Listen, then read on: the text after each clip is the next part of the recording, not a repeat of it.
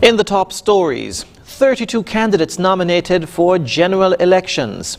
Cuba marks 69th anniversary of beginning of the communist uprising, and EU nations agree to ration gas as Russia cuts supply further.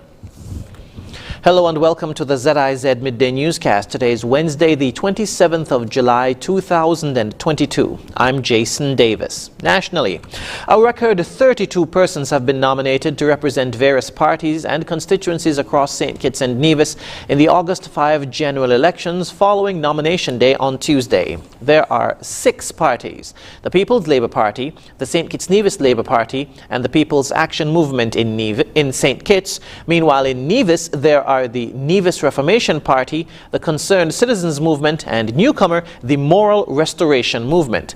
By constituencies, running in number 1 are Jacqueline Bryan for PLP, Natasha Gray Brooks for PAM, and the Honorable Dr. Jeffrey Hanley for SCANipa. Running in number 2, there's Marsha Henderson for SCANipa, Nubian Greer for PLP, and Jonell Powell for PAM. Running in number 3 are Kervin Milobox Freeman for PAM, Conris Maynard for SCANipa, and the Honorable Akila Byron Nisbet for PLP. In number 4 are Kendall Liebert for PLP, Lindsey Grant for PAM, and Samuel Duggins for SCANipa. In number 5 are Kenny Douglas for the SCANipa, Stachio Williams for PLP, Sean Richards for PAM. In number 6, Troy Flanders for PAM, Honorable Dr. Denzel Douglas for SCANipa, and Dr. Mark Williams for PLP. Running in number 7 are Dr. the Honorable Timothy Harris for PLP, Lincoln David Pell for PAM, and Leon Nata Nelson for SCANipa. Running in number 8, there's Dr. Terence Drew for SCANipa, Andrew Talbot Bass for PLP, and Chesley Hamilton for PAM. Running in number 9, there's the Honorable Mark Brantley for CCM, Samuel Keynes for MRM, and Dr. Patricia Bartlett for NRP. Running in number 10, there's Rohan Isles for NRP, and Eric Evelyn for CCM. In number 11, there's Alexis Jeffers for CCM, Dr. Janice Daniel Hodge for NRP, and Patricia Mill Jeffers for MRM. Of note, this is the first time fielding of 7 women for all parties across the Federation except for CCM.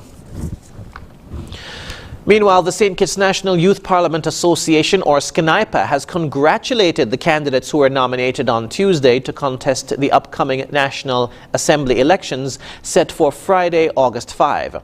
In a press release issued on Wednesday, SCANipa made note of past SCANiparents who were nominated, including Dr. Jeffrey Hanley, one of its founding fathers, and Jacqueline Bryan, a former president, who will both vie for the St. Christopher I East Bastair seat on a St. Kitts Nevis Labour Party and People's Labour Party ticket, respectively. Honorary members Akila Byron Nisbet and Jonell Powell will also contest the upcoming elections. Mrs. Byron Nisbet will contest the St. Christopher III West Bastair seat on a People's Labour Party ticket, while Mr. Powell of the People's Action Movement will contest the St. Christopher II Central Bastair seat. Alumnus Conris Maynard of the St. Kitts Nevis Labour Party will also contest the St. Christopher III West Bastair seat. SCANipa extended best wishes to all of the candidates and encourages free, fair, and free from fear elections in the country. In other news, the Traffic Department is reminding persons that it is an offence to use a motor vehicle that is in the process of being purchased for more than 7 days without doing the transfer of ownership. That's according to Sergeant Sophia Henry during ZIZ Radio's program On the Road on Wednesday. Be used for more than 7 days. So you're not supposed to use a vehicle after 7 days of transfer. Okay. Some people will come to the traffic department. You're going to transfer the vehicle to A, you're going to transfer to B. And you're going to give them the paper, and before they go to Inland Revenue, they use vehicle and they do not go and do any transfer of ownership. That is an offense, especially if the person sell you the vehicle with the registration number. She also mentioned that persons are driving vehicles with the previous owner's name on the insurance, and this, she says, is also an offense.